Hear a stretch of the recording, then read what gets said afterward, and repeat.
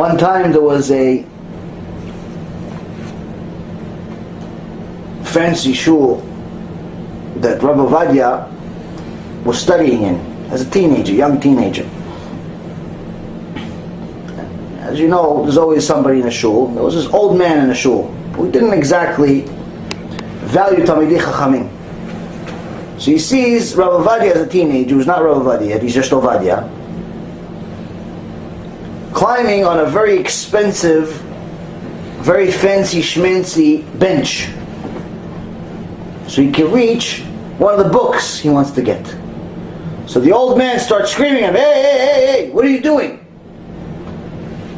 Your filthy shoes, you know how much that bench costs?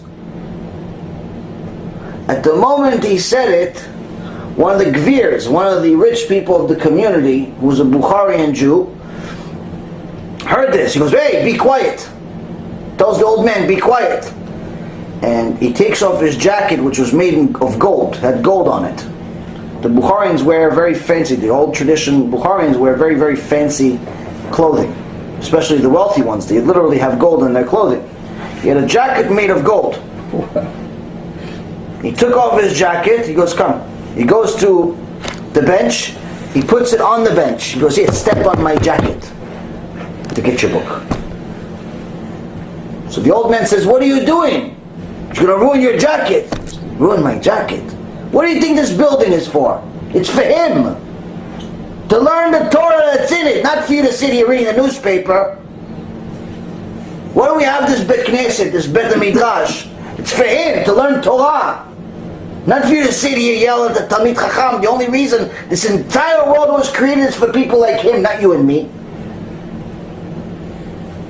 Im lo briti yomam v'layla chukot shemayim v'aretz lo samti. Hashem says, if not for people learning Torah, keeping my covenant, the rules of the world will cease to exist.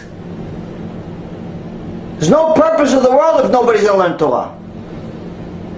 He says, I'm putting my jacket so you can step on it to explain to you and to even to myself, he says, that all of the stuff we have is meaningless. He has the gold. He has the Torah. Rabbi Elazar Ish Bar Tota knew this very, very well. He says, everything you give to Hashem, you're not giving Him anything really. It's all His. When you feed His children, all you're doing is you're saying, I enjoy being your partner, Hashem. Saying, thank you for giving me even the opportunity to give.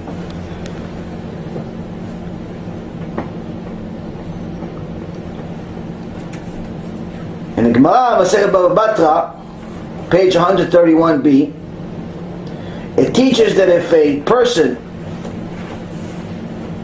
gives all of his property to just one son after he dies, the official Torah rule is that the father didn't give him all the money, but actually just made him the legal guardian of all the money to distribute it amongst all of his brothers and sisters. Because no father would be wicked enough to give all of his money to just one son and leave the rest of his children poor. No Torah observant father. So Torah says if the father just gives all, he writes on his will, all my money goes to Reuven, he doesn't actually mean gives to Reuven. He said, I trust Reuven to distribute among Shimon, Yehuda, and so on and so forth. He's the one that's agun, he's the one that doesn't have the Yetzirah of money, he's going to be the one to distribute it to everybody else. He's responsible for it. So obviously Hashem, who gave us this law in Mount Sinai, of course he followed his own rule. So the Gemara asks, so how is it that Hashem gave some of his sons money and some of his sons he didn't give money? If there's no such thing as a father giving all of the money to just one person, to one son, how is it that Hashem made some people rich and some people poor? How could He give so much more to one and not the other? And the Gemara responds and answers, said, no, He didn't give the money to the rich and not to the poor. all he did is that he made the rich the legal guardians of Hashem's money. He made you in charge of the money. $50,000 a year, he's giving you $50,000 a year to be in charge of. $100,000 a year, he's giving you $100,000 a year to be in charge of. $1 million in a bank, give you $1 million to be in charge of. Not for you to just keep it and buy houses and cars and shtiyot. Obviously you need to live within reason. But the real part of it, the real reason why I give it to you, is so you can distribute to those who don't have.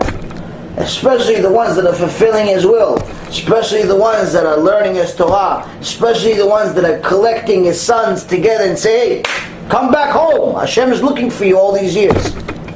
All these years He's looking for you. On earth, 50 years, you still don't say Shema Yisrael. Shema Yisrael, you don't say. 50 years you're on earth, you don't say Shema Yisrael. Hashem is looking for you. He's calling you 50 years, you haven't answered. I finally found you. Come back.